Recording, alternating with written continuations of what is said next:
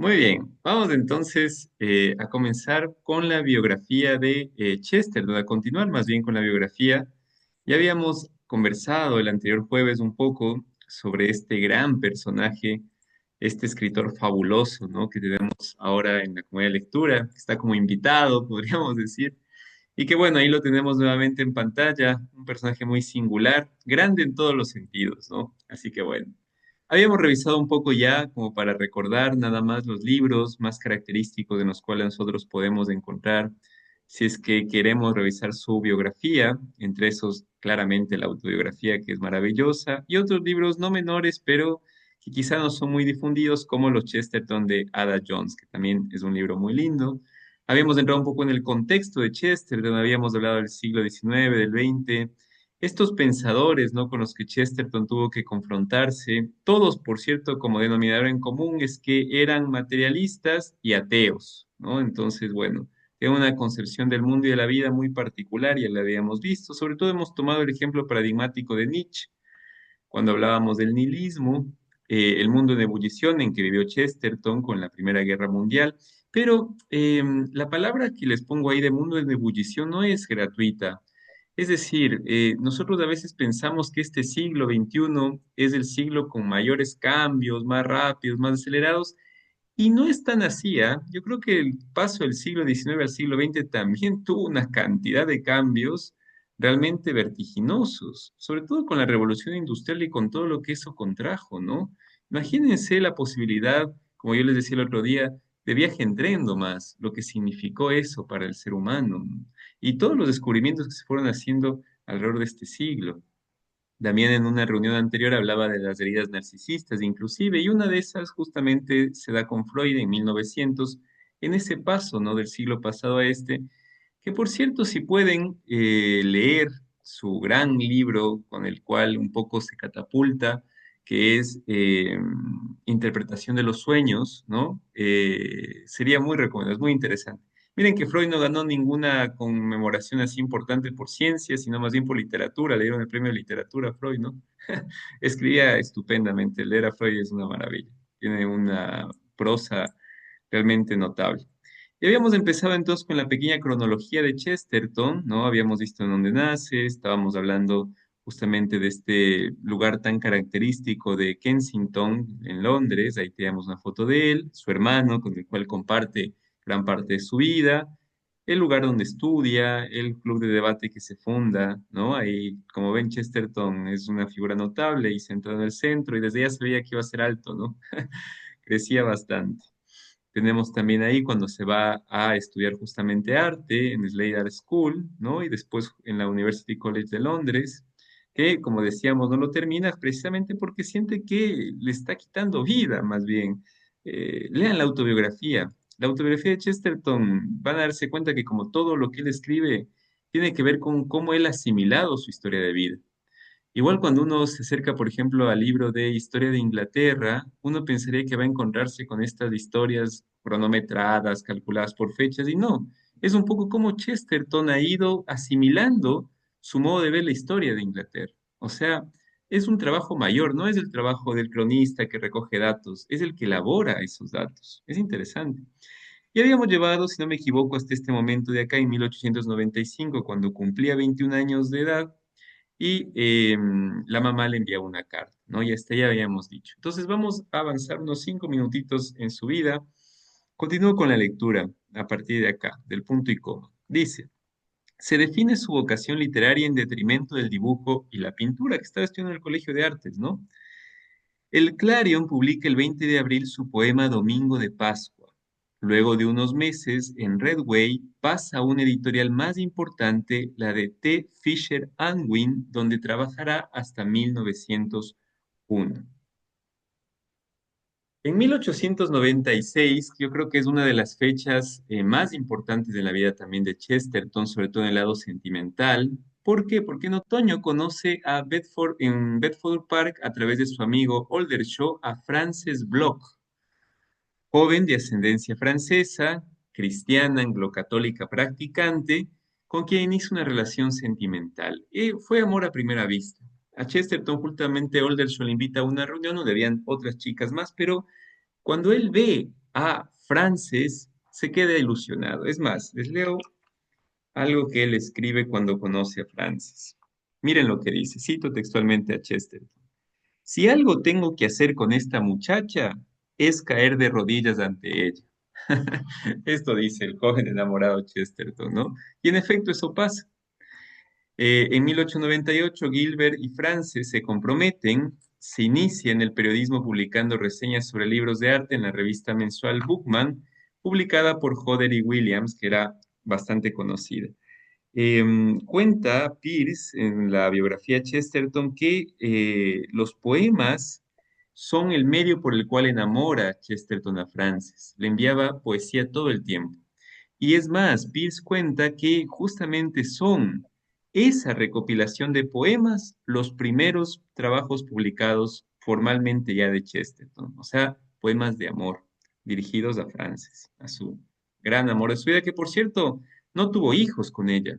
¿Qué más hubiera querido Chesterton que llenarse de la casa de niños? No pudo, ¿no? Por temas personales no pudieron tener hijos. Sin embargo, la vida que llevaron estos dos, vaya vida, ¿no? Capaz que los hijos hubieran sufrido mucho con toda la cuestión, cantidad de cosas que tenían ambos por delante. En 1899, en otoño, GKCs son las iniciales características, ¿no? Que vamos a encontrar inclusive en publicaciones antiguas, cuando uno ojea las publicaciones o imágenes de revistas o periódicos donde haya publicado, siempre hay ese inicial, es sello típico del autor. Empieza a escribir en el semanario liberal de Speaker, comienza a vivir de su pluma. A finales de ese año, perdón que haga un paréntesis, comienza a vivir de su pluma porque recién ahí le comienza a pagar por lo que escribe. Antes recordemos que, como habíamos ya visto, trabaja en ediciones, ayuda sobre todo en temas de corrección, pero no vivía propiamente sus escritos. Ahora sí, aquí en este semanario. A fines de este año, principios del siguiente, sus respectivos recuerdos no coinciden sobre este punto. No se sabe cuál de las dos fechas es, porque ya les digo, Chester no escribe su autobiografía al menos de manera cronológica, en el sentido de fecha por fecha. Se inicia la amistad de Hilbert con el escritor e historiador católico Hilary Belloc, nacido en Francia en 1870, hijo de padre francés y madre inglesa. Belloc será el otro gran amigo de toda su vida, ¿no? Muy importante figura en la vida de Chesterton. En octubre se inicia en Sudáfrica la guerra de los Boers. Recordemos que es una guerra complicada porque es una guerra larga, tiene dos momentos. Si es que no han escuchado antes, los Boers justamente son un nombre que se les da a neerlandeses que se emparentaron con africanos en Sudáfrica, ¿sí? Y que comenzaron a colonizar esas tierras y que justamente a través de esta mezcla de dos culturas sale, ¿sí? Un pueblo o dos pueblos que se sienten en dos lugares distintos llamados justamente así, Boers, que luchan durante dos momentos, el primer momento en 1880 y el otro momento en 1899, contra los ingleses. Básicamente por lo que siempre se suele luchar, que es por tema de dinero, ¿no? Encuentran grandes minas de diamantes en Sudáfrica y de oro también.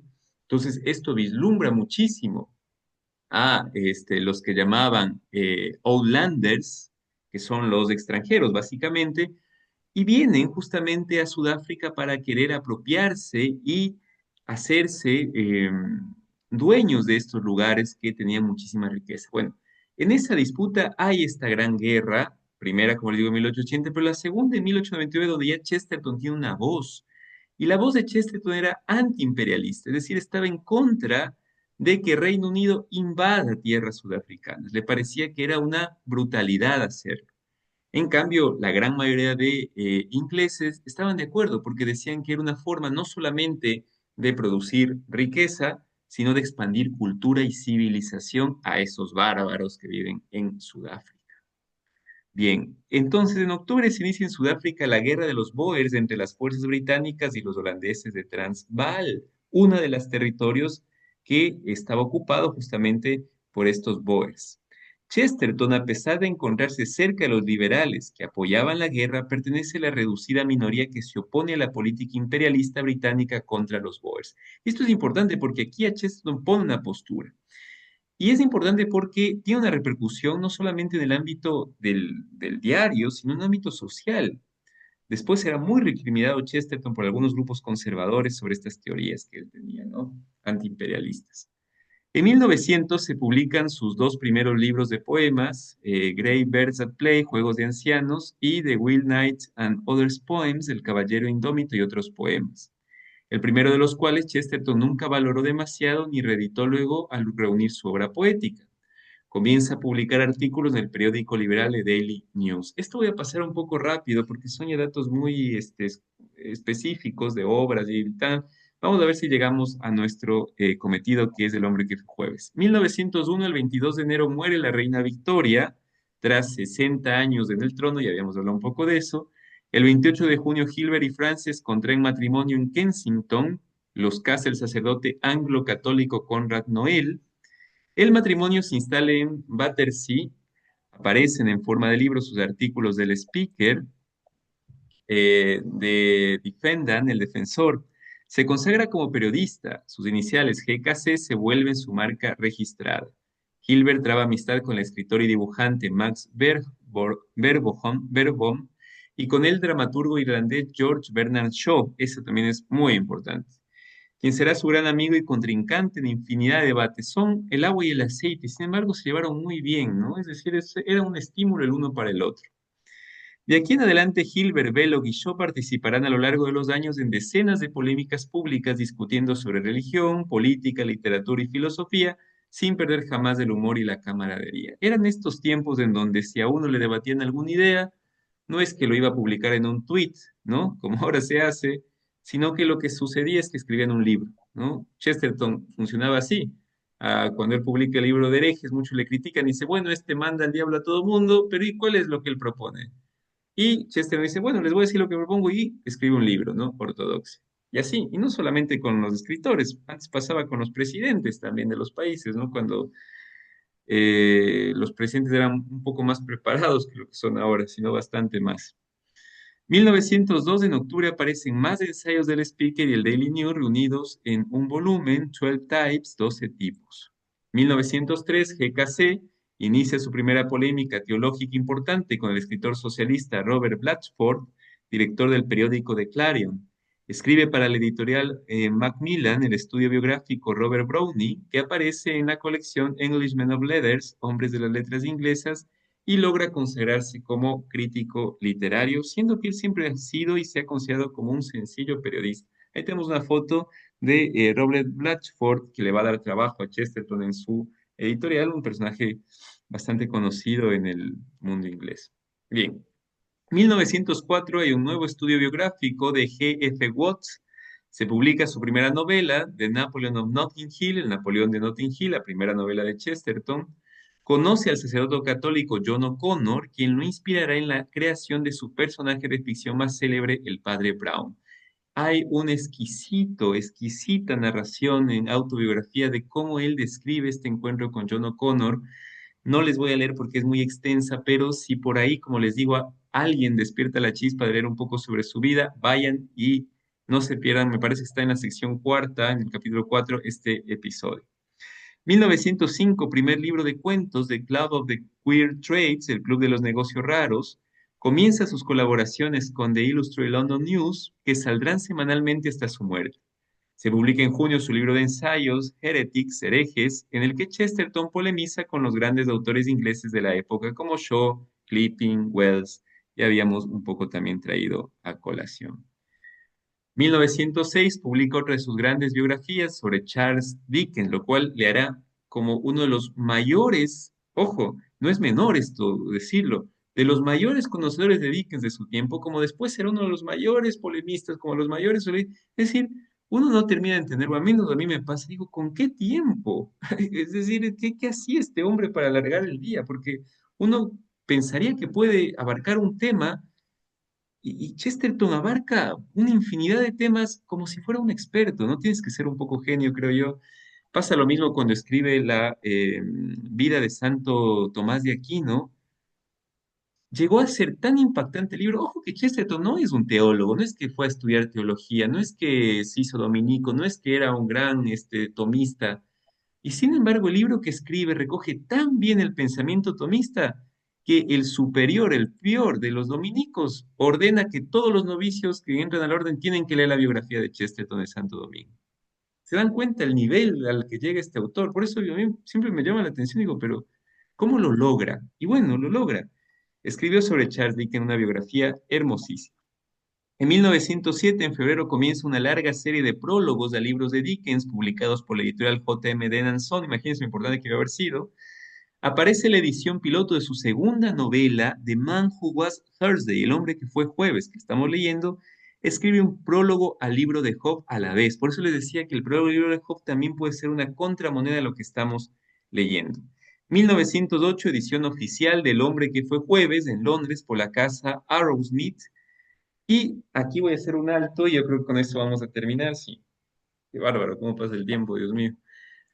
Cuando estaba revisando su autobiografía, me topé con el episodio en donde Chesterton narra cómo llegó a escribir El hombre que fue jueves. Entonces les voy a leer un pedacito, me voy a detener ahora sí, es un poco extenso y espero no demorar mucho. Presten atención a lo que va diciendo. Voy a saltarme algunas partes donde va revelando el final, entonces no les quiero spoilear el final, así que voy a saltar algunas cosas. Pero miren cómo es el proceso de Chesterton. Ahí les leo. Esto, todo lo que voy a leer es palabras del autor. Y con eso, ahí sí ha pasado la lectura. Dice Chesterton. Cuando vuelvo la vista hacia aquellas cosas del pasado y hacia mi vida en general, lo que más me impresiona es la extraordinaria suerte que tuve. Ya en otro lugar he definido los méritos de los cuentos morales, pero que semejante buena fortuna le haya tocado a este aprendiz de vago va en contra de todo principio. Aprendiz de vago, Chesterton. Bueno, en cuanto a mi asociación con Hodder Williams es un editor y un empresario británico que le ayudó a publicar un montón de libros, es un personaje muy importante para Chesterton, realmente un empresario editor, ¿no? Dice, en cuanto a mi asociación con Hodder Williams, es del todo irracional que una persona tan incapaz en los negocios como yo tuviera un amigo tan bueno en los negocios. En cuanto a la elección de un oficio, fue terriblemente injusto que un hombre haya logrado convertirse en periodista solo por no haber podido convertirse en artista. Hablo de un oficio y no de una profesión, porque lo único que puedo decir de mí en relación con ambos oficios es que nunca tuve una actitud pomposa hacia ellos. Si he tenido una profesión, al menos nunca he sido un profesor. Pero en otro sentido también hubo algo de suerte en estas primeras etapas e incluso algo de accidente. Me refiero a que mi mente seguía estando muy abstraída e incluso casi aturdida. Y aquellas oportunidades fueron simplemente cosas que me ocurrieron casi como calamidades. Decir que yo no era ambicioso suena demasiado a virtud, cuando en realidad se trata de un defecto, aunque uno no muy vergonzoso. Era la ceguera curiosa de la juventud, esa que podemos observar en otros, pero nunca explicar en nosotros mismos. Sin embargo, por sobre todas las cosas, lo menciono aquí también porque estaba relacionado con la continuidad de aquel acertijo irresuelto de la mente que mencioné al principio de este capítulo, estamos en el capítulo 4. La razón esencial fue que mis ojos se habían vuelto hacia adentro antes que hacia afuera. Dada mi personalidad moral, puede suponerse que era un estrabismo bastante poco atractivo. Todavía me oprimía la pesadilla metafísica de la negación del espíritu y la materia, el peso de las mórbidas imágenes del mal y el de ese misterio que eran mis propios sesos y mi cuerpo. Pero para esa época ya me estaba rebelando contra ellos e intentaba construir una concepción más sana de la vida cósmica, incluso si esa concepción pecaba por exceso de salud. Llegué incluso a llamarme optimista, porque estaba horriblemente cerca de ser un pesimista. Miren, la paradoja es parte de la vida, es su filosofía de vida la paradoja en Chester. No nos asombremos entonces de encontrarla tan presente en sus relatos. Es la única excusa, continúo, que puedo ofrecer. Toda esta parte del proceso fue luego plasmada en la forma informe de una pieza de ficción, The Man Who Was Thursday, el hombre que fue jueves. El título llamó un poco la atención en aquel tiempo y fue motivo de varios chistes periodísticos. Algunos, en alusión a mi actitud supuestamente festiva, fingieron confundirlo con el hombre que tenía sed. Claro, The Man Who Was Thirsty, ¿no? Thirsty, sediento, ¿no? Otros, por supuesto, supusieron que el hombre jueves era el hermano negro del hombre viernes, Otros, más penetrantes, lo trataron simplemente como un título del reino del revés, como si dijéramos el hombre que fue a las 8:30 o la vaca que fue mañana por la tarde. Pero lo que me interesa es esto. Casi ninguno de los que interpretaron el título pareció haber reparado en el subtítulo, que era una pesadilla, y la respuesta a buena parte de los interrogantes de la crítica. Me detengo en este punto porque el asunto resulta importante para la comprensión de aquella época. El punto es que toda la historia es una pesadilla de las cosas, no tal y como son, sino como las veía un joven medio pesimista de los años 90. Si es que la historia había de tener cierto sentido, se suponía que empezara con el peor de los cuadros posibles del mundo y que fuera avanzando hasta sugerir que el cuadro no era tan negro como se lo había pintado. Ya en los versos de la dedicatoria que dirigí a mi amigo Bentley, quien también vivió esa época y sus mismos dilemas, expliqué que todo el asunto tenía su origen en el nihilismo de los 90 y allí le pregunté retóricamente, en el poema se refiere, ¿quién lo entenderá sino tú? A modo de respuesta, un periodista que reseñó el libro observó con mucho tino que si nadie iba a entender el libro, excepto el señor Bentley, parecía irrazonable pedirles a otras personas que lo leyeran. Pero hablo de ello aquí porque aunque aquello aparece al principio de la historia, estaba destinado a significar otra cosa antes de su final. Sin esa conclusión, la memoria resultaría tan carente de sentido como el libro. Pero por el momento solo puedo dejar registro aquí de los dos hechos que de algún modo he podido atestiguar. Primero, que yo estaba inventando de modo vago, y estaba intentando, perdón, de modo vago fundar un nuevo optimismo basado no en un máximo bien, sino en uno mínimo. No me importaba tanto los pesimistas que se quejaban de que había poco bien, pero estaba furioso casi hasta el crimen con los pesimistas que preguntaban cuál era el bien del bien. Y segundo, que incluso en la época más temprana y aún por las peores razones, yo ya sabía suficiente como para pretender que podía librarme del mal. Me gustaría, sí, y salto unas líneas porque habla un poco del final del libro, me gustaría sí citar el tributo rendido por un tipo de hombre totalmente diferente, quien sin embargo fue uno de los pocos capaces, por una razón o por otra, de sacar algún provecho de aquel desafortunado romance de mi juventud. Fue un distinguido psicoanalista, uno del tipo más científico y moderno. No fue un cura, lejos estuvo de ello. Más bien podríamos decir como el francés al que le preguntaron si había comido a bordo del bote. No, todo lo contrario. No creía en el diablo. Dios lo perdone si es que hay un Dios que perdona. Pero sí fue un agudo y vehemente estudioso de su tema y un día hizo que se me pusieran los pelos de punta cuando me aseguró que había encontrado útil aquella historia juvenil mía como un correctivo para sus mórbidos pacientes.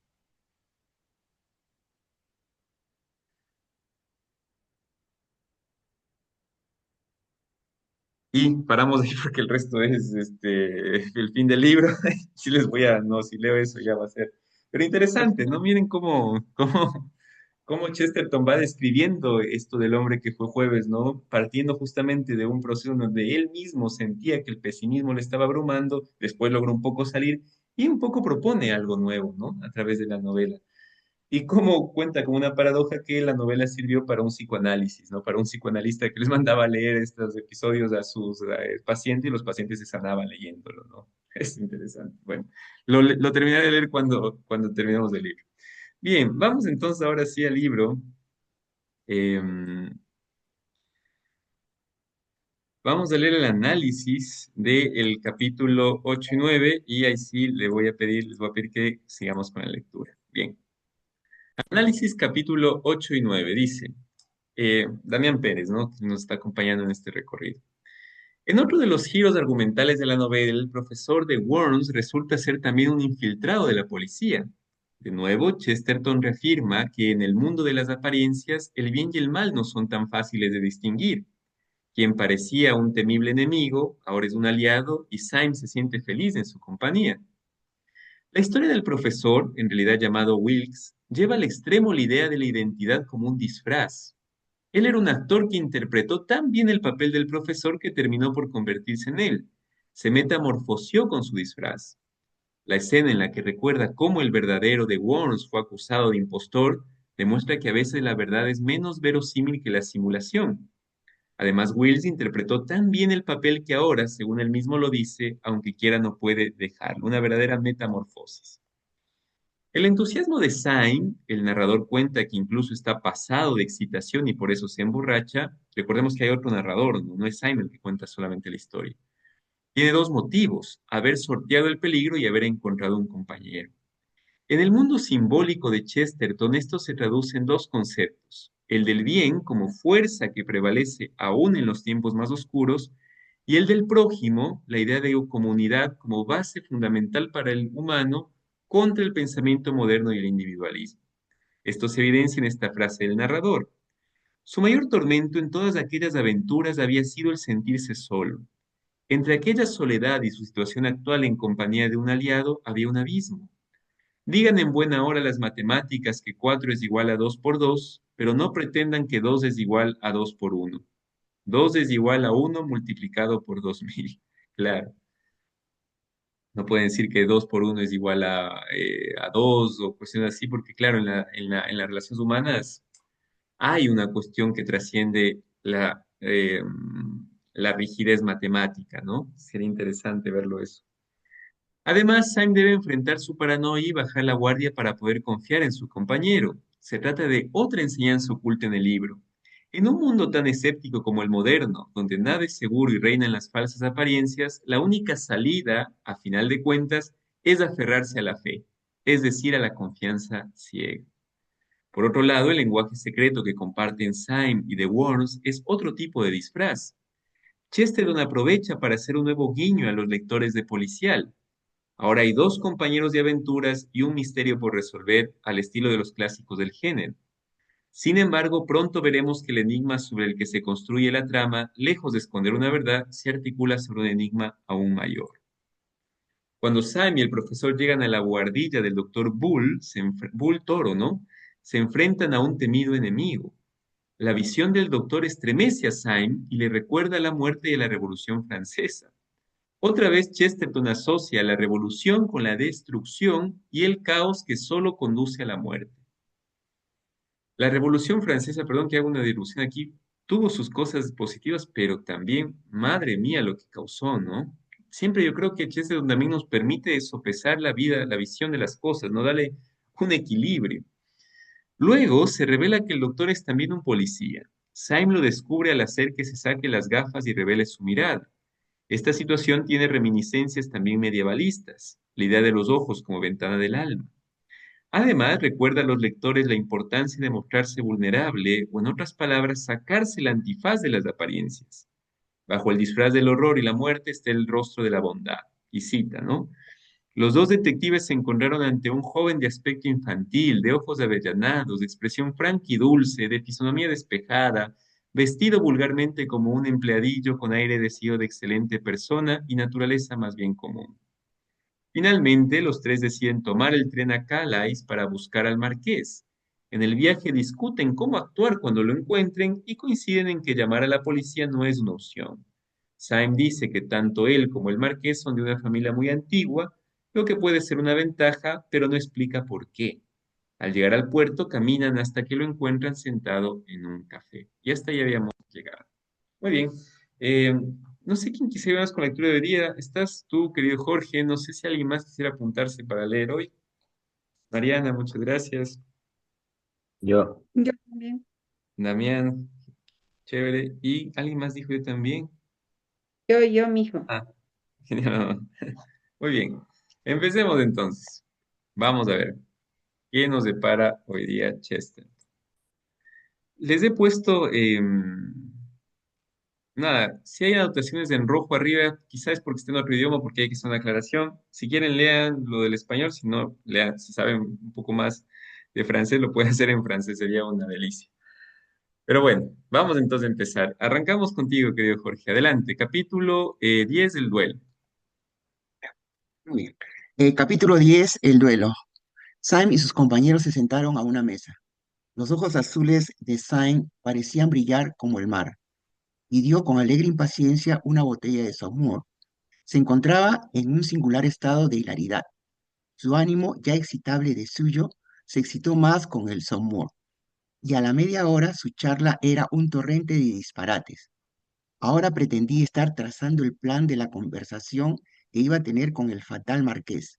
Hizo unos apuntes con lápiz, una especie de catecismo con preguntas y respuestas, que iba recitando con extraordinaria fluidez. Me acercaré. Antes de quitarle el sombrero, me quitaré el mío. Diré, el marqués de San Eustaquio, si no me equivoco. Él dirá, el célebre Mr. Syme, supongo, y añadirá en excelente francés, ¿cómo talez-vous? A lo cual yo contestaré, oh, siempre el mismo Syme, ¿no? Basta, dijo el de las gafas, modérese usted y tire el papel. ¿Qué se propone hacer usted realmente? Syme patéticamente. ¿Ok? Ok. ¿Pero a qué conduce todo esto? Perdón, por favor. Pero no es encantador mi catecismo. Permítame ustedes que lo lea. Solo tiene 43 preguntas y respuestas, y algunas respuestas del marqués son ingeniosísimas. Hay que hacer justicia al enemigo. Pero, ¿a qué conduce todo esto? Preguntó el doctor Bull, impaciente. A mi desafío. ¿No se da usted cuenta? Dijo Sain radiante, cuando el marqués ha dado la respuesta número 39, que a la letra dice. ¿Y no le ha pasado a usted por la cabeza, dijo el profesor con una sencillez admirable, que bien pudiera el marqués no repetir todas las 43 respuestas que usted ha previsto para él? Porque en tal caso los epigramas que usted le dirija tendrán que resultar un tanto forzados. Sainz dio un puñetazo en la mesa deslumbrado. Pues es verdad, y a mí no se me había ocurrido. Caballero, tiene usted una inteligencia no común. Usted llegará... ¿Mm? Está usted más ebrio que una lechuza, dijo el doctor. No hay más remedio, continuó Syme sin hacer caso, que adoptar otro método para romper el hielo. Si se me permite expresarme así entre mi persona y ese hombre a quien quiero matar, y puesto que las peripecias de un diálogo no pueden ser previstas por una sola de las partes, como usted con tan recóndita sutileza ha tenido a bien observarlo, a esta parte no le queda más, me parece, que desempeñar por sí misma, hasta donde sea posible, todo el diálogo. Y así ha de ser. Voto San Jorge. Y se levantó. La brisa marina hacía vibrar sus amarillos cabellos. Escondida entre los árboles, estaba tocando una banda en el próximo café cantante. Una mujer había comenzado una canción. En el cerebro excitado de Syme, el resoplido de los colores produjo el mismo efecto de aquel organillo de Leicester Square, a cuyos compases se había encaminado el otro día hacia la muerte. Contempló la mesita donde estaba el marqués. Había ya con él dos compañeros solemnes, franceses de levita y sombrero de copa. Uno de ellos llevaba la roseta de la Legión de Honor. Eran, sin duda alguna, gente de sólida posición social. Junto a estas figuras negras y cilíndricas, el marqués, con su sombrero de paja y traje primaveral, parecía bohemio y hasta bárbaro. Syme examinó al marqués. Verdaderamente, aquel hombre parecía un rey, con su elegancia animal, sus ojos altivos, su cabeza orgullosa, destacada sobre el mar purpurino, pero no un rey cristiano en manera alguna, sino más bien un déspota trigueño, semigriego y medio asiático, que en los días en que la esclavitud era cosa natural, contemplara sobre el Mediterráneo sus galeras atestadas de quejumbosos esclavos. ¿Va usted a dirigirse a ese mitin? Dijo el profesor con sorna, viendo que Syme permanecía de pie, inmóvil como quien reflexiona antes de empezar un discurso. Syme apuró el último vaso de espumoso. Sí, contestó señalando al marqués y a sus compañeros, a ese mitin. Ese mitin me disgusta. Voy a pellizcarle a ese mitin las feas y flojas narices de caoba que gasta. Y avanzó con paso decidido, aunque no muy en línea recta. El marqués al verlo, arqueó las cejas negras y asirias, pero en su sorpresa hubo una sonrisa de cortesía. Usted es Mr. Syme, si no me equivoco, interrogó. Syme se inclinó correctamente, ¿no? Y usted, el marqués de San Eustaquio, dijo con suave gracia. Permítame usted que le pellizque las narices. Y en efecto, se acercó a hacerlo, pero el marqués se echó atrás, derribando la silla, y los dos caballeros de sombrero de copa cogieron a Syme por los hombros. Ese hombre me ha insultado, dijo Syme como dando explicaciones. ¿Insultado? Gritó el caballero de botón rojo. ¿Cuándo? Ahora mismo, contestó Syme con atolondramiento. Ha insultado a mi madre. ¿Insultado a su madre? Dijo con asombro el caballero condecorado. Bueno, dijo Syme concediendo el punto. A mi señora tía, por lo menos, ¿no? Pero ¿cómo es posible que el marqués haya insultado ahora mismo a la señora tía de usted? Dijo el otro caballero con legítimo asombro. Si no se ha movido de aquí. El insulto estuvo en sus palabras, dijo Syme con acento sombrío. Si no he dicho nada, explicó el marqués, salvo no sé qué observación sobre la orquesta que me hubiera gustado que tratara mejor a Wagner o algo así. Pues fue una ilusión a mi familia, dijo Sain con firmeza, porque mi tía tocaba Wagner muy mal. Siempre ha sido eso una causa de disgustos. Siempre nos han insultado por eso. Pero esto es extraordinario, dijo el caballero condecorado, mirando con asombro al marqués. Oh, se lo aseguro a usted, dijo Sain con aire sincero. Toda la conversación de ustedes estaba llena de siniestras alusiones a la debilidad de mi tía. Disparate, dijo el otro compañero del marqués. Yo durante media hora apenas habré despegado los labios para decir que me gusta cómo canta esa chica de cabellos negros. Pues ya lo ve usted, dijo Sam, indignado. Mi tía era rubia. Se me figura, observó el otro, que usted busca un pretexto para insultar al marqués. Ok, ¿no? Correcto. Voto a San Jorge, dijo Syme enfrentándose con su interlocutor. Es usted un hombre de talento. El marqués le echó una mirada de tigre. ¿Buscarme a mí, Camorra? Exclamó. ¿Batirse conmigo? Juro a Dios que el que me busca me encuentra. Creo que estos caballeros aceptarán mi representación. De aquí a la noche faltan 4 horas.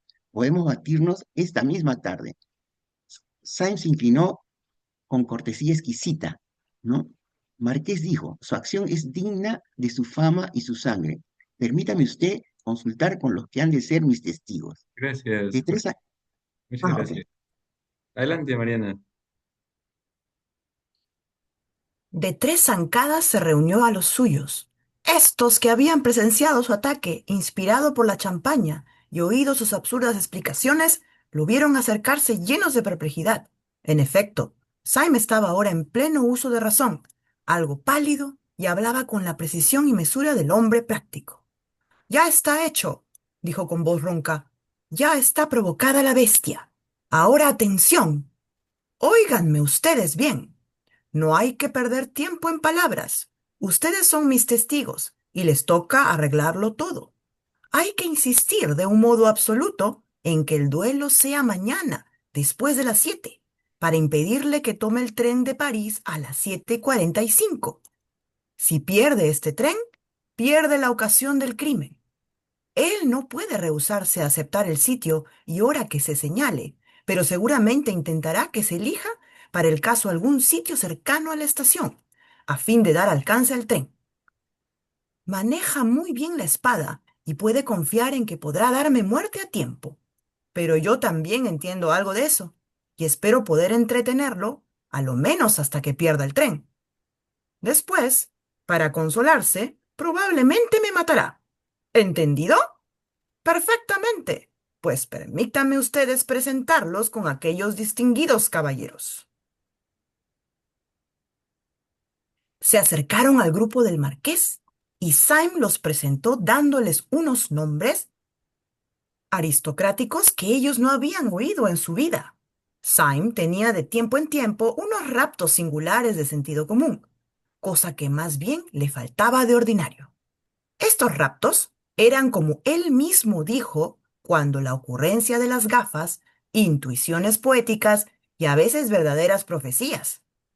Había previsto bien las pretensiones de su adversario, cuando el marqués fue informado por sus testigos de que Syme solo podía batirse a la mañana siguiente, vio aparecer un obstáculo para su misión dinamitera en París. Pero no pudiendo explicarlo a sus amigos, obró como Syme lo esperaba. Indujo a sus testigos a que señalaran para el duelo un pradito que había cerca del ferrocarril, confiándolo todo a la fatalidad del primer encuentro. Al verlo llegar impasible al campo de honor, nadie hubiera dicho que le inquietaba sobre todo la idea de perder el tren. Las manos en los bolsillos, el sombrero de paja echado hacia atrás. El sol daba sobre su hermosa cara bronceada. Pero cosa extraña para el que ignorase su situación. No solo le acompañaban sus dos testigos con las armas, sino dos criados con una maleta y una cesta de comestibles. Era muy temprano, pero el sol calentaba ya. Syme se admiraba de ver tantas flores de oro y plata entre aquella hierba que casi les llegaba hasta las rodillas. Con excepción del marqués, todos llevaban el traje solemne y unos sombreros negros como tubos de chimeneas.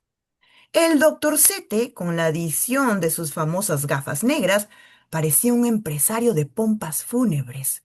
Syme no pudo menos de advertir el contraste cómico de aquella procesión funeraria en aquel prado tan gozoso, brillante y florido. Sin duda, el contraste cómico entre los capullos amarillos y los sombreros negros no era más que un símbolo de contraste trágico entre los capullos amarillos y la negrura moral de aquella escena. A la derecha se veía una mancha de bosque y lejos a la izquierda brillaba la curva del ferrocarril, que Syme, por decirlo así, tenía que defender del marqués, para quien aquella línea era la meta y el punto de escape. Al frente, detrás de los adversarios, Syme podía ver semejante a una nube un pequeño almendro florecido sobre la vaga cinta del mar. El miembro de la Legión de Honor, cuyo nombre era, según parece, el coronel Ducroix, se acercó cortésmente al profesor y al doctor Bull y propuso que el duelo fuera a primera sangre. Pero el doctor Bull, bien aleccionado por Syme sobre este punto estratégico, insistió con mucha dignidad y en un francés muy malo sobre la necesidad de continuar hasta que uno de los contrincantes quedara inútil. Syme contaba con poder de abstenerse de inutilizar al marqués e impedir que éste lo inutilizara a él, por espacio mínimo de 20 minutos, tiempo bastante para que su contrincante perdiera el tren de París. Para un hombre de tanta presteza y valor como el señor de San Eustaquio, dijo el profesor solemnemente, sin duda es indiferente el método que se adopte, y nuestro apadrinado tiene buenas razones para pedir que el encuentro sea largo, razones cuya delicadeza me impide el ser más explícito, pero de cuya naturaleza justa y honorable yo puedo... ¡Peste! Interrumpió el marqués a su espalda, poniendo una cara sombría. Dejémonos de hablar y empecemos. Y decapitó una florecilla con el bastón.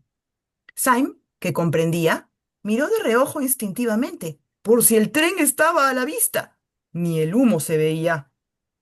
El coronel Ducroix se arrodilló entonces, abrió la caja de espadas y escogió un par. Al sol, las espadas lanzaron dos vivos resplandores. Ofreció una al marqués, que se apoderó de ella sin ceremonia, y otra a Syme, que la tomó, la dobló, la pesó, y todo con tanta lentitud como lo consentía la decencia. Después, el coronel sacó otras dos hojas, tomó una, ofreció al doctor Bull la otra, y procedió a partir el campo. Ambos combatientes se habían quedado en mangas de camisa y empuñaban ya las espadas. Los padrinos se mantenían a uno y otro lado del campo, con sus espadas también desnudas, pero conservando sus trajes y sombreros negros. Los combatientes se saludaron. El coronel dijo, «¡Engagé!» y las dos hojas chocaron. Al contacto del hierro, Syme sintió disiparse todos los fantásticos temores de antes, como si se disipan los sueños al abrir los ojos. Los recordaba uno a uno y le parecían meras alucinaciones nerviosas. El temor que el profesor le infundiera había sido como la opresión de una pesadilla. El miedo que le inspirara el doctor, como el del vacío científico. En primer caso, era el miedo tradicional ante la perenne posibilidad del milagro.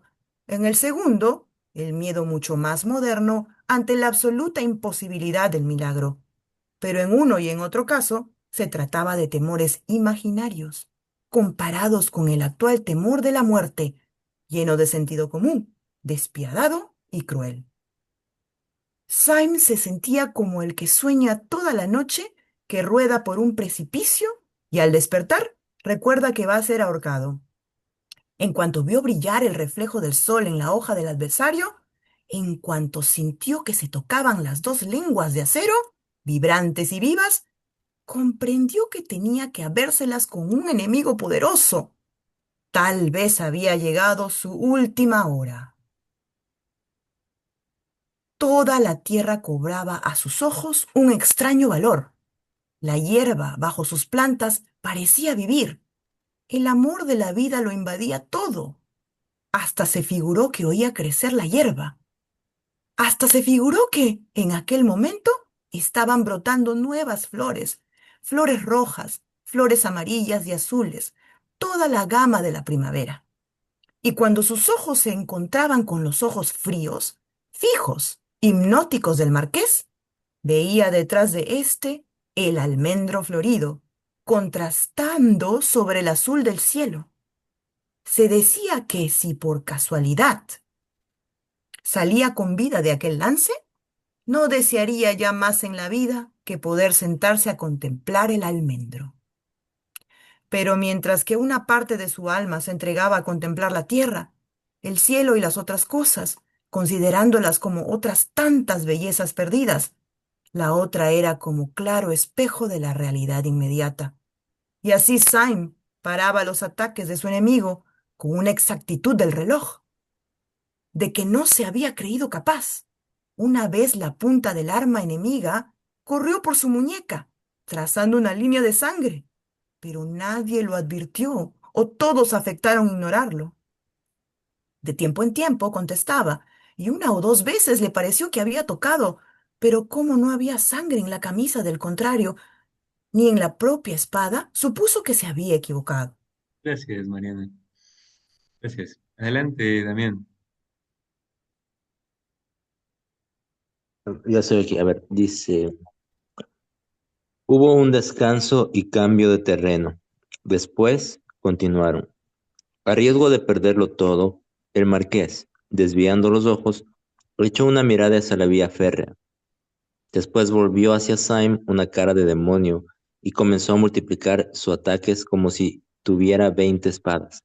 Los ataques eran tan furiosos y continuos que aquella espada parecía un chubasco de dardos. Syme no tuvo tiempo de echar un vistazo a los rieles, pero tampoco le hacía falta. Aquel frenesí se había apoderado del marqués e indicaba a las claras que el tren de París estaba a la vista.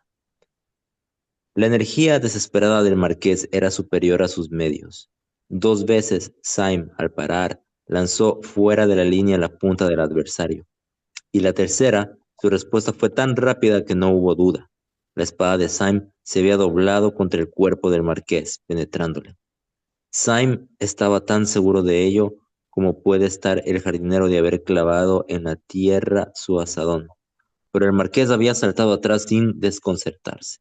Y Syme, perplejo, examinaba la punta de su espada buscando en vano una mancha de sangre.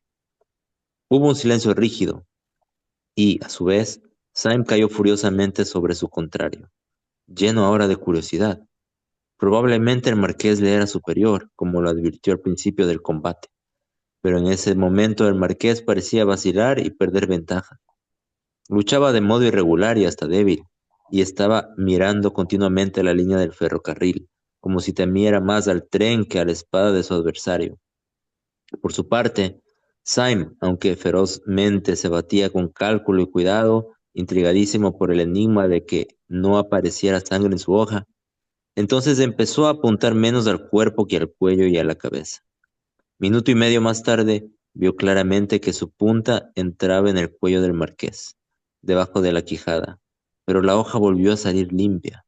Medio loco, atacó de nuevo, dando de tal modo sobre las mejillas del marqués que debió haber hecho una carnicería.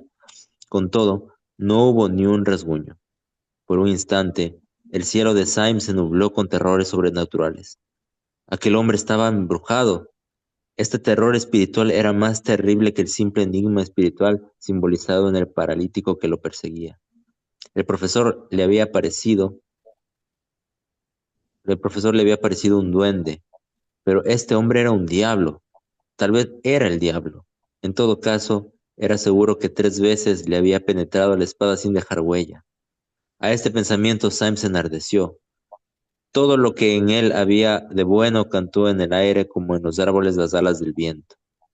Recordó todas las circunstancias de su aventura, los farolillos venecianos del Saffron Park, los cabellos rojos de la muchacha del jardín, los honrados marineros que bebían cerveza junto a los muelles, la lealtad de los compañeros que presenciaban su combate. Tal vez él había sido señalado como campeón de todas las cosas buenas y nobles para cruzar los aceros con el enemigo de la creación. Después de todo, se dijo, yo soy más que un diablo, soy un hombre. Yo puedo hacer algo que le es imposible a Satanás, morir. Y al articular mentalmente esta palabra, oyó un silbido lejano. Era el tren de París. Y volvió a la carga con agilidad sobrenatural, como maometano que quiere ganarse el paraíso. A medida que se aproximaba el tren, Syme creía ver al pueblo de París ocupado en adornar los arcos triunfales. Se sentía unido al rumor y gloria de la gran república, cuyas puertas estaba defendiendo contra los poderes infernales, y sus pensamientos se expandían al crecer el zumbido del tren, que acabó en un largo y penetrante silbido de orgullo. Paró el tren. De pronto, con gran asombro de todos, el marqués saltó fuera del alcance del enemigo, arrojando al suelo su espada. El salto fue prodigioso, y más todavía si se considera que Syme acababa de meterle la espada en el muslo. ¡Alto!, dijo el marqués con voz que no admitía réplica. Tengo que decir una cosa. ¿Qué pasa?, preguntó el coronel de Croix. ¿Ha habido alguna irregularidad? Alguna ha habido, dijo el doctor Bull algo pálido. Nuestro amigo ha herido al marqués 4 veces por lo menos sin que éste parezca sentirlo. El marqués levantó la mano con aire de espantoso dolor. Por favor, déjenme hablar, que es importante. Y enfrentándose con su adversario, Mr. Syme, estamos batiéndonos, si mal no recuerdo, porque usted manifestó el deseo, muy irracional a mi entender, de pellizcarme las narices. Le ruego a usted que tenga bondad de pellizcármelas lo más pronto posible. Tengo que alcanzar el tren. Protesto contra semejante irregularidad, dijo el doctor Bull indignado. En efecto, es algo opuesto a los precedentes, dijo el coronel de Croix, mirando con severidad a su amigo. Creo que solamente hay un caso, el del capitán Bellegarde y el barón Sumt, en que, a petición de uno de los adversarios, las armas fueron cambiadas en mitad del duelo. Pero me parece un poco forzado asimilar una nariz a una espada. ¿Quiere usted hacerme el favor de pellizcarme las narices?, insistió desesperado el marqués. Ande usted, Mr. Syme. Pues no quería usted hacerlo, no sabe usted lo que me importa.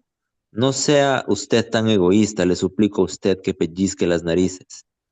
Al decir esto, inclinaba la cara con una sonrisa de loco. El tren de París, jadeando y gruñendo, había llegado a una parada junto a una colina próxima. Syme sintió entonces lo que varias veces había ya sentido en el curso de sus aventuras. Una ola sublime y enorme pareció subir hasta el cielo y derrumbarse con él.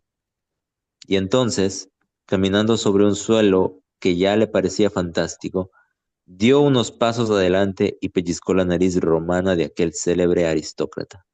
Tiró fuerte y la nariz se le quedó entre los dedos. Permaneció unos segundos hundido en solemne perplejidad, contemplando aquel ridículo apéndice de cartón. El sol, las nubes, las colinas boscosas parecían contemplar también aquella escena disparatada. El marqués rompió el silencio con voz clara y casi jovial. Si mi ceja del lado izquierdo puede serle útil a alguno, se la cedo. Coronel Ducroix, acepte usted mi ceja izquierda. Son cosas que pueden ser útiles de algún día. Y se arrancó gravemente una de aquellas admirables cejas asirias, trayéndose con ella casi la mitad de su gran frente morena. Después le ofreció cortésmente al coronel, que permanecía mudo y encarnado de rabia. Si yo hubiera sabido, soltó al fin, que estaba apadrinado a un cobarde que se enmascara y se forra para batirse. Ya lo sé, dijo el marqués, que a la sazón regaba por el campo a derecha e izquierda diversas partes de sí mismo. Usted se equivoca al juzgarme, pero ahora no tengo tiempo de dar explicaciones. El tren está en la estación. Sí, dijo con ferocidad el doctor Bull, y el tren se irá de la estación y se irá sin usted. De sobra sabemos la obra infernal que el misterioso marqués levantó los brazos desesperado. Aquel hombre en mitad del campo, expuesto al sol, gesticulando bajo la máscara, parecía un extraño espantajo. ¿Quieren ustedes volverme loco? Gritó. El tren.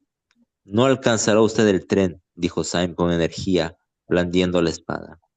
El espantajo se volvió hacia Syme y pareció reencontrarse en un esfuerzo sublime antes de hablar. Cerdo condenado, ciego, insensato, excomulgado, maldito de Dios, estúpido, loco, abominable, dijo sin tomar resuello.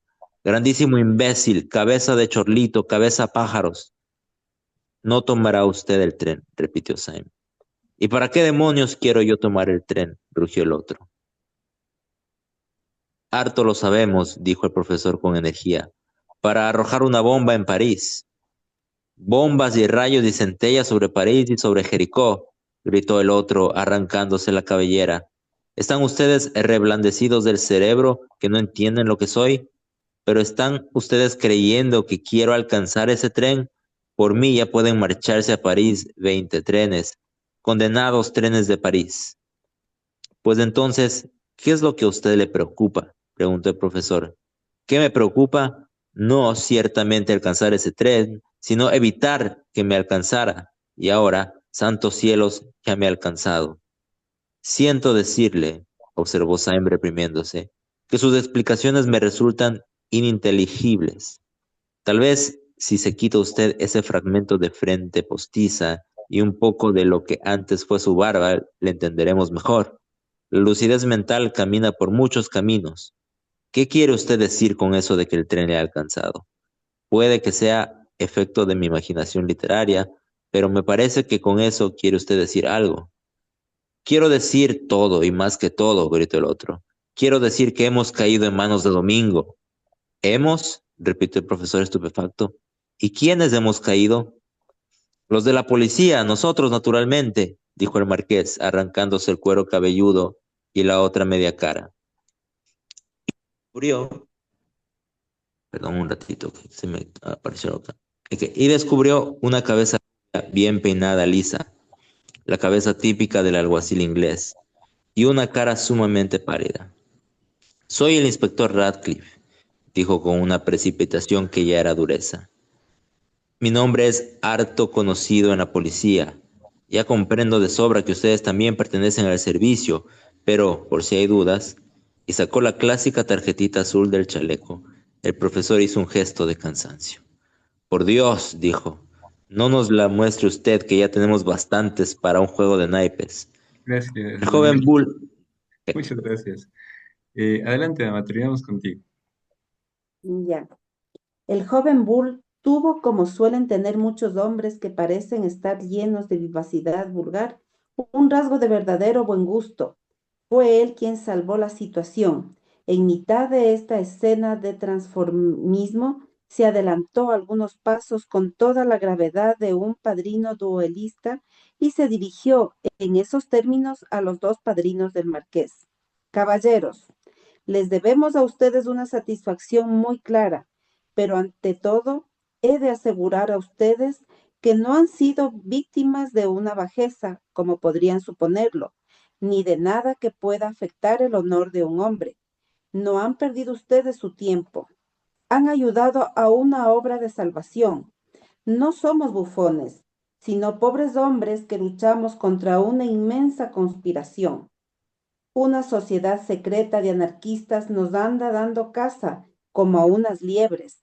No se trata de esos desdichados locos que, atiborrados de filosofía alemana, se atreven de cuando en cuando a lanzar una bomba. No, sino de toda una iglesia rica, poderosa, fanática, una iglesia de pesimismo oriental, que está empeñada en aniquilar a los hombres como si fueran una plaga, del encarnizamiento con que nos persiguen. Ya pueden ustedes juzgar por el hecho de que nos obligan a usar estos disfraces, de que pido a ustedes perdón y a cometer estas locuras de que les ha tocado a ustedes ser víctimas.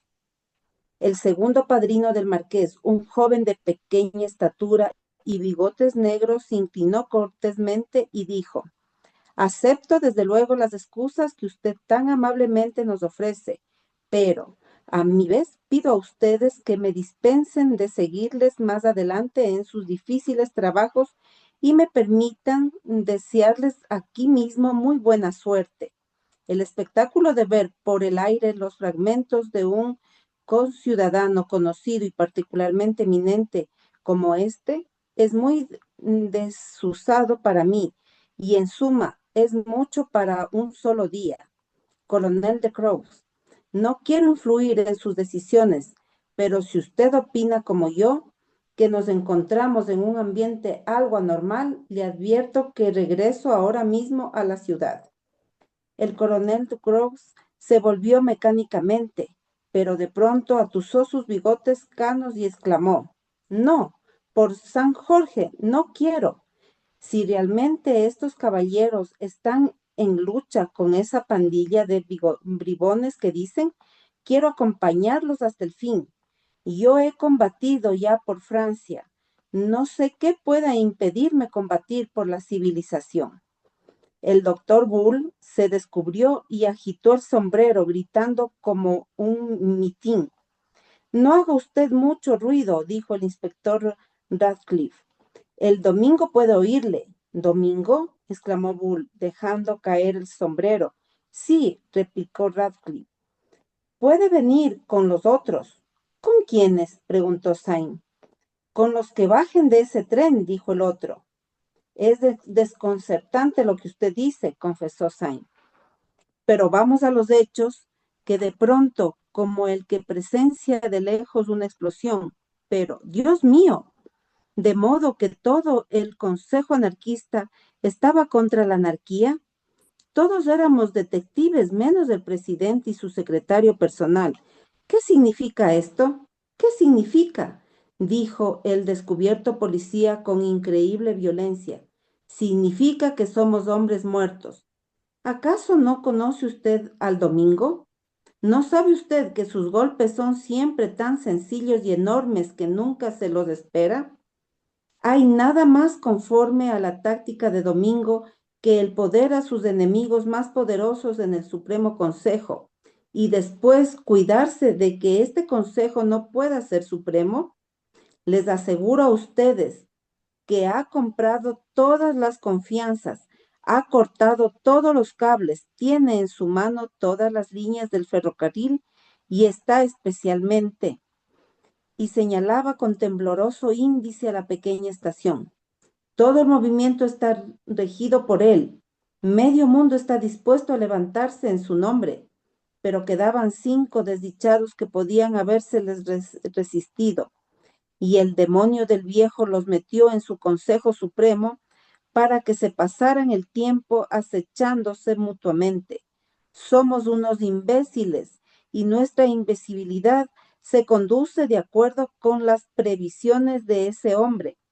Domingo comprendía que al profesor se le había de ocurrir perseguir a Syme en Londres y a Syme batirse conmigo en Francia, y en tanto que él combinaba grandes masas de capitales y se apoderaba de las líneas telegráficas, nosotros, como buenos idiotas, andábamos uno tras otro como los nenes jugando al escondite.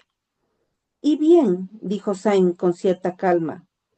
Y bien nada, dijo el otro tranquilizándose como por encanto, que ahora el Domingo nos encuentra jugando al escondite en un campo lleno de bellezas rústicas y de extremada soledad. Tal vez es dueño ya del mundo. Solo le falta apoderarse de este campo y de los locos que quedan en él. Y para que ustedes sepan cuál era mi temor respecto a la llegada del tren, helo aquí.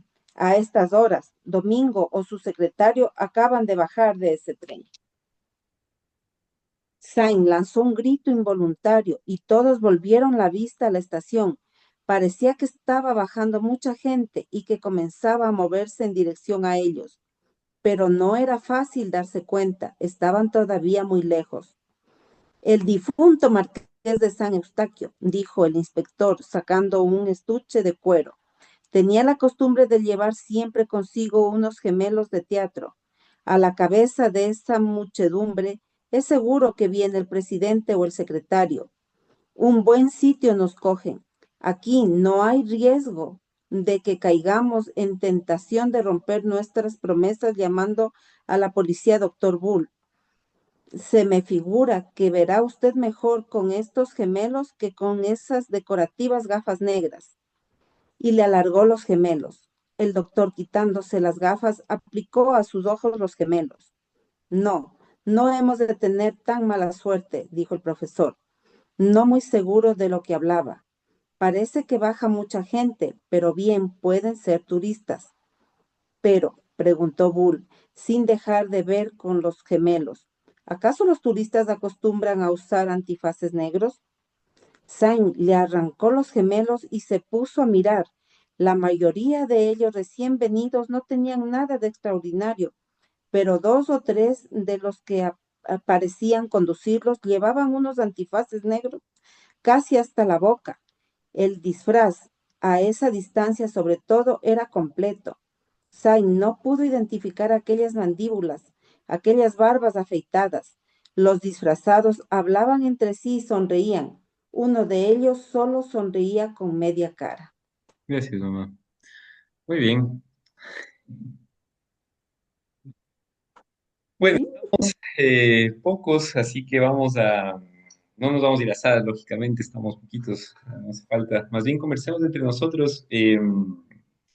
A mí me ha llamado mucho la atención, es un capítulo que me encanta, déjenme confesarles que es uno de mis favoritos realmente, porque me da mucha risa, ¿no? Sobre todo el tema de cuando el marqués comienza a como desmembrarse, ¿no? Comienza a sacarse todo lo que estaba puesto, que puede ser un momento grotesco también, pero a mí me ha causado mucha risa. La primera vez que leí ciertamente me impactó la imagen, pero ahora me da mucha, no sé, es muy jocoso, ¿no? Y dentro de eso me gusta mucho, hay una imagen que siempre está como muy presente en el capítulo y es la imagen del almendro florido, ¿no? De fondo, que aparece, si no me equivoco, como tres o cuatro veces, indicando como varias cosas simbolizando ciertamente. Por un lado, la vida, ¿no? Que vence sobre el tema de la desesperación, de la oscuridad, este almendro que mide todo lo que están pasando, de la proximidad de la muerte que tiene Simon en el duelo, está florecido, ¿no? Por otro lado, no solo es la vida, sino que también es el valor, ¿no? Viendo eso, Simon siente un gran valor, se siente unido a la vida, siente la tierra, siente el sol, pero el almendro que está en el fondo, como en ese crepúsculo, es lo que más interesante tiene de toda la imagen, ¿no? Y me recordó mucho también a, a Whitman, ¿no? Al poema que ahora les compartí al inicio de Whitman. Unido a esta parte de la tierra, del almendro, todo, también se acuerda de lo que él ha vivido, ¿no? Se acuerda de su encuentro con Gregory, de ver a Rosamunda, de los que estaban tomando cerveza en la taberna, es decir, lo cotidiano le devuelve el valor, ¿no? Dentro de esta lucha por la vida. Y algo interesantísimo, dice, incluso si estuviera peleando con el diablo, porque la vez tocada y claro, el otro no se haría, hay algo que el diablo no puede, y es que el ser humano es superior, dice, morimos, ¿no? Entonces, la muerte también muy unida a la tierra. Me acordaba que Adán, la palabra Adán es una palabra hebrea que justamente significa eso, ¿no? Tierra. Entonces es como nuestra composición, nuestra identidad también está ligada a ese punto. Eh, Dice una frase, ¿no? Todo le gana, o sea, todo lo gana la primavera, ¿no? El inicio de la primavera, como el florecer algo. No sé, me gusta mucho esta imagen del almendro de fondo que tiene tanta simbología en medio de la pelea, ¿no? Y bueno, lo que ya se descubrió, que parecería que todo el consejo está conformado por anarquistas, por el secretario Domingo, y que en realidad ha sido una trama muy bien pensada de Domingo, precisamente para que entre ellos se peleen, y también nos pone frente a la duda, entonces, ¿quién es Domingo, no? Qué inteligente el hombre. Eso. No sé quién quisiera compartir, qué cosa les ha ido llamando como la atención del capítulo. Quisiera escucharles un ratito. Algo Sí, breve. bueno, bueno, Ah, ay, disculpe, disculpe. no, sí, No, por nomás, favor, no, no, porque, Elisa. No, no. Por favor. bueno, bueno, muchas gracias, Jorge. No, yo algo rápido también. A mí también me causa asombro, ¿no? Y claro, este tema de pellizcar la nariz es como que me da también risa y digo, ¿por qué? ¿Por qué la nariz, no? Es como que dice, se levanta y dice que le quiere pellizcar la nariz y el otro retrocede y luego comienza a decir, le has insultado a mi madre, y dice, bueno, no a mi tía. Entonces digo, claro, como que se hace un poco, yo digo, ¿por qué? Y dice, porque claro, mi tía tocaba también esa melodía que estaban tocando y los otros como que se Ah, burlaron claro. y los otros dicen, no, nosotros no nos burlamos. Entonces es como que comienza una pelea de la nada, como un absurdo se me hace también. Y se van a duelo. Y claro, y todo esto también me llama la atención que Sam dice, le meto la espada y y no pasa nada. Entonces, ¿qué pasa aquí? O sea, ahí sí piensa que es algo sobrenatural, ¿no?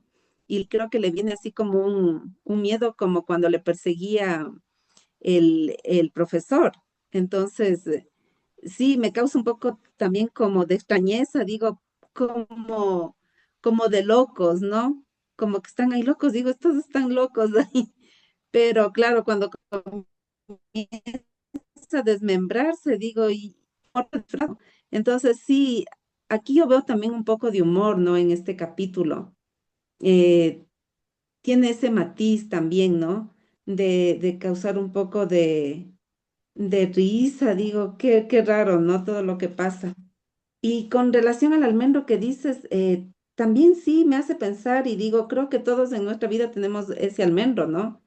Eso que nos da valor, eso que nos da ese empuje también, eso con relación al almendro. Y también me queda la incógnita de quiénes se bajaron del tren. ¿Qué Mm. tan importante es el tren? Y claro, ellos dicen son turistas. ¿Quiénes son? Son todos los de Domingo. Incluso es como que Domingo fuera un todopoderoso, alguien omnipotente, incluso omnipresente, porque el otro le dice, ah, silencio, te va a oír Domingo. Eso me llama la atención bastante también, ¿no? Y dice, posiblemente él ya se apoderó de todo el mundo. Eso, eso me llama Muchas bastante gracias. la atención de este Gracias, mamá. capítulo. Yo solo rescatar dos cosas justamente con esta rememoración a los anteriores persecuciones que también salen durante dos ocasiones, vuelve a rememorar estos dos encuentros con el profesor de Worms y con el doctor Bull, ¿no? Y una cosa importante que dice, claro, frente a Worms tenía miedo ante el milagro, ¿no? Claro, porque le parecía milagroso que un viejo decrépito le persiga. Entonces le daba miedo sentir que se procuraran ese tipo de cosas irracionales. Y en contraste, dice, en cambio, con el doctor Bull tenía miedo ante la imposibilidad de que ocurra un milagro, ¿no? Muy linda la imagen. Y lo otro que decías, lo del final, claro, a mí también me llama la atención, es más, el final me parece muy tensionante, ¿no? Porque a mí me da un poco de nervios, es decir, si ya se acerca el tren, parece que vienen a atacarles, viene Domingo. El otro, en teoría, sí iba a ir en el tren para bombardear París, y no, en realidad estaba queriendo huir del tren, precisamente. Y claro, Domingo se ve como una presencia que ya está en todo el mundo, ¿no? Como impersonal incluso, ¿no? Como algo que está en todo lado, ¿no? Que puede escuchar todo, que está en todo, que oye todo. Es una figura un poco terrorífica, diabólica, ¿no? En ciertos sentidos. Interesante. Gracias, mamá. No sé si alguien más quisiera compartir. Claro, solamente para hacer una referencia, ¿no? El, mm, digamos, si ponemos los buenos y los malos, ¿no? Entonces Domingo es el ejemplo del malo, ¿ya? Pero en la vida hay malos y malos, ¿no? Hay los malos inteligentes, ¿no? Y por ser respetuosos, los malos menos inteligentes. Entonces, lo que hay que tener cuidado siempre en la vida es de los malos inteligentes, ¿no? Punto uno, ¿no? Punto dos, ¿no? Antes de conocer todos estos policías que van saliendo, ¿no? A lo largo de la lectura, sí eh, eh, yo me preguntaba, ¿no? ¿Quién seleccionó, ¿no? A estos miembros de la policía, ¿no?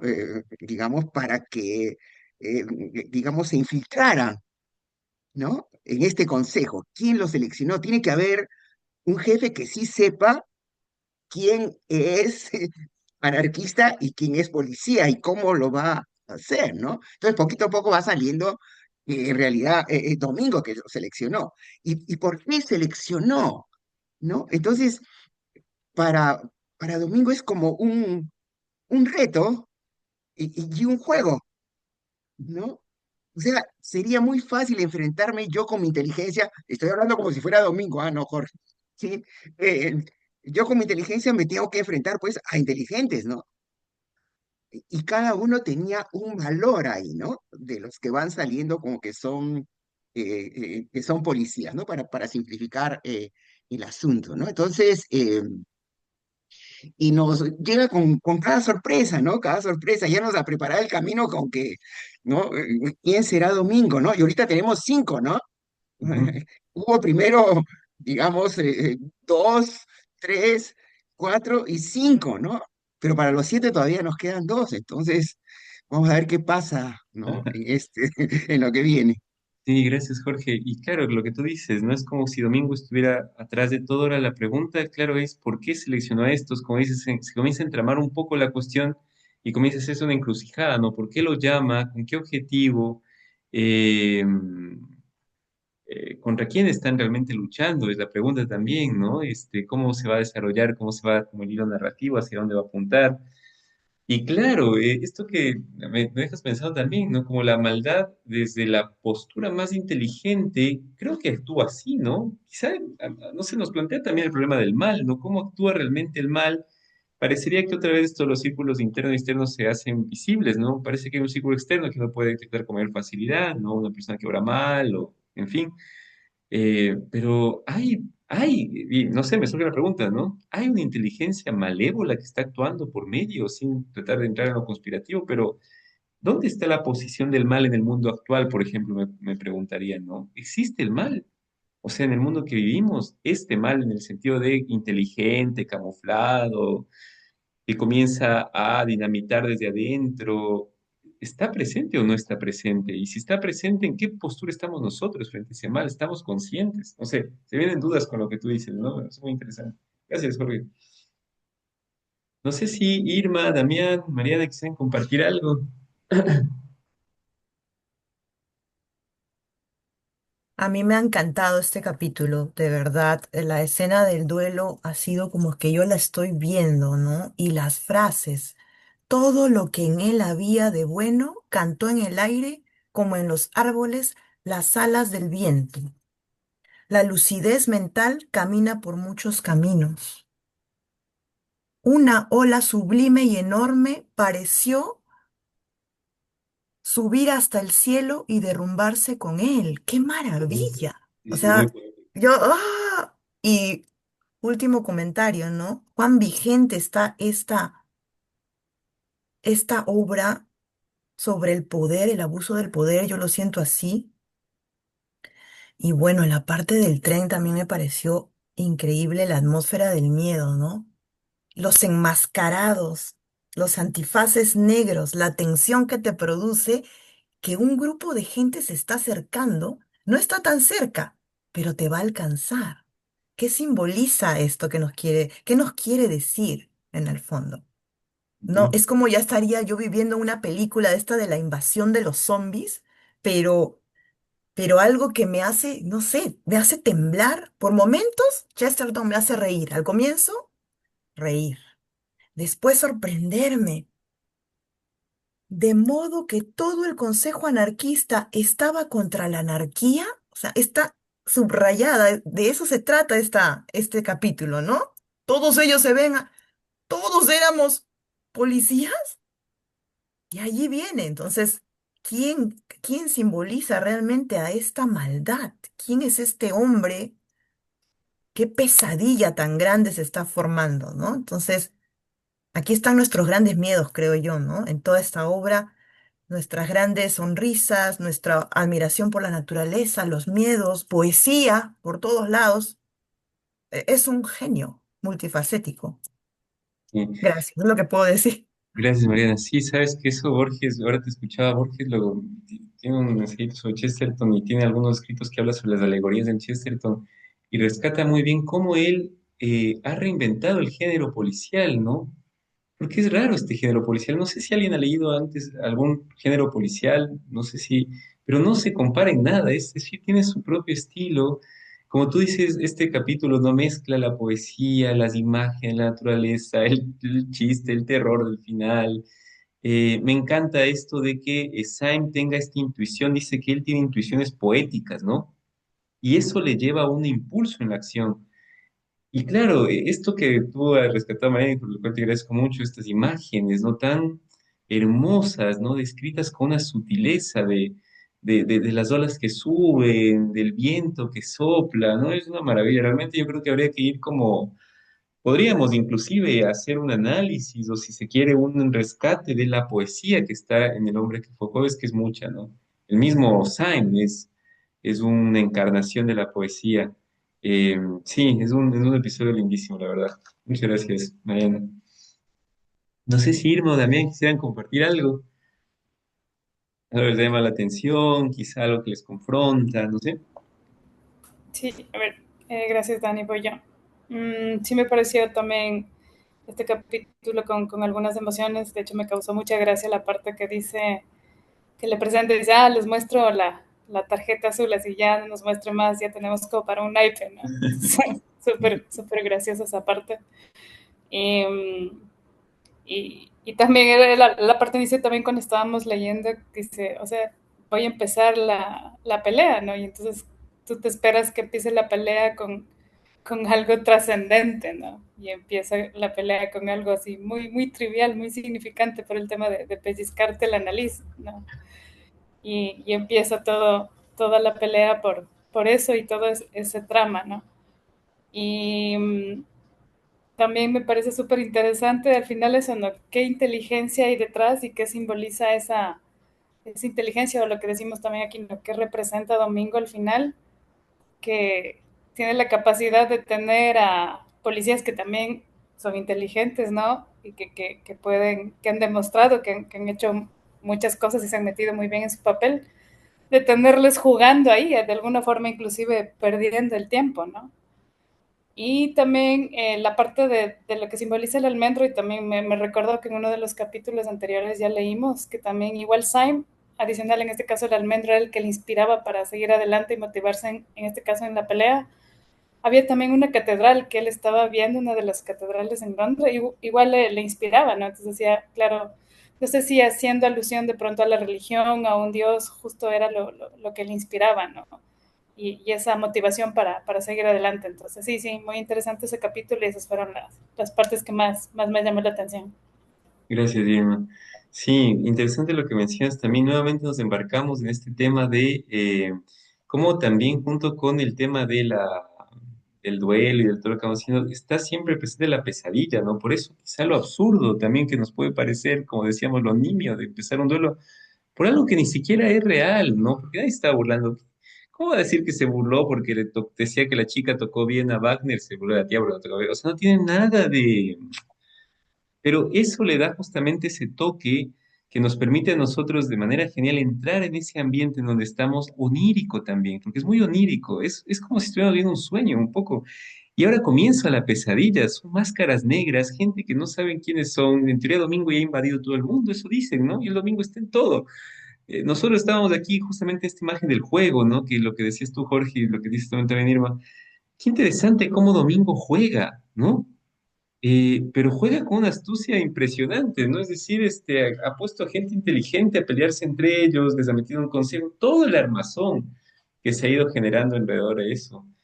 Y el juego también, un poco cruel, yo diría, de todos los que sí son anarquistas, porque recordemos que parecería que sí hay otros anarquistas que están por fuera y que no son parte del Consejo Central, porque ahorita estamos viendo el Consejo Central, pero hay otros que sí son anarquistas y que, como decía Damián, creo ayer, perdón, el martes, ni siquiera se imaginan que el consejo en donde se basa o donde se fundamenta sus ideas, no sé, su ideología, no es de anarquistas.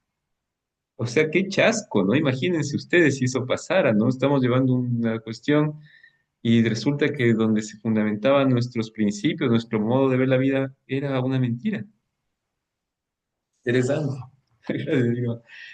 Damián, no sé si quisiera cerrar con alguna reflexión final para ya despedirnos. Si la tienes, si no, no hay problema, tampoco es una obligación todo el tiempo hablar, así que quedas incómodo de ese lado. No, tranquilo. Más bien, gracias por el espacio. Yo, bueno, sí, me sumo a las apreciaciones de Mariana desde lo literario. Es es muy poético digamos, el texto. O sea, creo que, bueno, yo no soy tal vez tan literario. Me gusta así digamos, la poética, la poesía. En Borges, sobre todo, me gusta mucho. Pero sí, o sea, son cosas muy apreciables, digamos, del texto, digamos, en tanto su forma. A mí me pareció, en efecto, también coincido con ustedes en que digamos, la escena a mí se me hace muy surreal. O sea, hay como que me entró en juego el tema del sueño. Porque, pues claro, o sea, se me hizo mucho como cuando uno sueña, no sé si han soñado que se pelean con alguien y ustedes le quieren alcanzar y dar un golpe y no lo logran, uno no logra como que, o a veces uno se queda inmóvil en esos momentos y es como que una parálisis, entonces se siente como en ese mismo tenor, digamos, la escena, ¿no? Entonces eso me pareció bien interesante, digamos, a nivel tal vez literario y tal vez desde el punto de vista de lo reflexivo, de lo que me hace pensar, o sea, sí me sigo manteniendo obviamente en esta idea que decía anteriormente de, de dónde se sostienen las ideologías, ¿no? Se me hizo muy potente la imagen de que se vaya desmembrando el cuerpo, porque él supuestamente está representando otra cosa con digamos, con estos artefactos o con estas maquillaje así, con esto que se va desmembrando, siento yo como también se desmembran las ideologías cuando las vamos analizando, ¿no? O sea, él como que está haciendo cuerpo algo que él no es realmente, porque realmente también se supone que es un policía. Entonces, se está desmembrando también lo que ese personaje que estaba construyendo se está literalmente desmembrando metafóricamente y literalmente. Entonces, hay ese desmembramiento, pero también siento que podemos llevar la reflexión más de decir, o sea, en un momento toda ideología se puede desmembrar. Y eso es lo que pasa mucho con digamos, sobre todo con estas posturas que son más radicales, ¿no? Como se refleja en el libro. O sea, cuando ya analizamos las posturas más radicales, o sea, ¿en qué están construidas realmente? O sea, a veces parecería que hay unos monstruos detrás, pero después vemos que se van cimentando en cosas que pueden ser tan sencillas como eso del gesto de la nariz, o sea, te aprieto la nariz. O sea, y lo voy a conectar con esto que lo mencioné en la anterior sesión de que me estaba haciendo muchas cosas de la Segunda Guerra Mundial y cómo nace la ideología de Hitler, por ejemplo, para generar lo que generó. O sea, se hicieron atrocidades, pero realmente la génesis de eso, o sea, que eran resentimientos que tal vez se pudieron solucionar más fácilmente, ¿no? Entonces, o sea, si uno ve la génesis de las cosas, como que no hay una génesis a veces real, son como que ideas que uno va construyendo, y después se vuelven estos armatostes ideológicos donde después generan efectos reales, pero realmente sus cimientos, o sea, están a veces fundamentados en cosas que uno dice son peleas a veces estúpidas, ¿no? Absurdas. Y literalmente, ¿no? O sea, al menos mi pura postura ante las guerras y todo eso o sea, no hay diferencia realmente a veces profundas si uno ve y analiza, lo que más nos une son, o sea, los puntos en común, ¿no? Que lo que nos separa. Entonces es como que veo así, yo como estas ideologías bien duras que realmente profesan a veces muchas personas, ¿no? Entonces eso. Y el otro punto que quería finalmente tal vez para cerrar es este tema de la inteligencia, ¿no? Porque, o sea, estamos viendo como que Domingo como como un villano, como que muy inteligente, hasta cierto punto manipulador, porque es como que parecería que él es el quien puso las fichas en ese lugar. Entonces, y la policía también, o sea, Sai mismo una persona inteligente, no letrada, un poeta, o sea, sabe de cosas y todos en su medida, digamos, podemos verlos como personajes inteligentes. Sin embargo, igual caen en esta lógica y se me hace una especie de crítica también a la institución policial, porque si habláramos de inteligencia policíaca, ellos en teoría deberían estar enterados de qué está pasando o de qué están haciendo cada uno, pero es como que nadie tiene idea de por qué el otro está ahí. Es como que no se dan cuenta, dice, un policía estaba ahí y después descubrimos que es policía. Entonces, en inteligencia policial se supone que todo el mundo está coordinado, todo el mundo saber qué rol juega, pero después resulta que no, aquí. Entonces, se me hace como una crítica como que sutil a eso también, ¿no? Y la institución, y lo que pasa a nivel de las instituciones mismo en general. O sea, estas cosas que a veces parecerían que son mínimas, que debería haber la comunicación y no hay. Entonces tú dices, o sea, es verdad, a nivel institucional a veces fallan estas cosas mínimas, parecerían sutiles e irrelevantes, pero no lo son. Entonces, eso quería como que mencionar un poquito. Gracias, también. Y a veces las instituciones juegan en dos bandos, ¿no? También, curioso.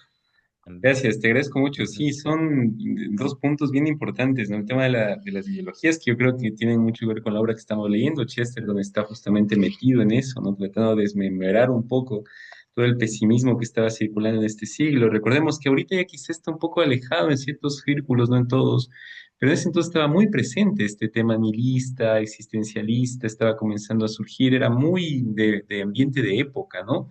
La humanidad no sabía mucho dónde iba, no sé si ahora sabe un poco más, pero en ese entonces estaba muy marcado, ¿no? Entonces, claro, hay una necesidad de ir desmembrando, tener por lo menos otra voz, no nos podemos quedar con una sola. Y como dice, sí, las instituciones están también en juego, ciertamente está la policía, pero está otra institución tan fuerte como es el anarquismo, ¿no? En este tiempo. Interesante. Bueno, amigos, les agradezco mucho por la reunión de hoy día. Sigamos en esta pesadilla a ver qué pasa. A mí me llama la atención, por ejemplo, tengo esta edición de Coligüe, acá les muestro, y no está el subtítulo de pesadilla. No sé si en sus versiones tienen. Me llama la atención el por qué no lo incluyen.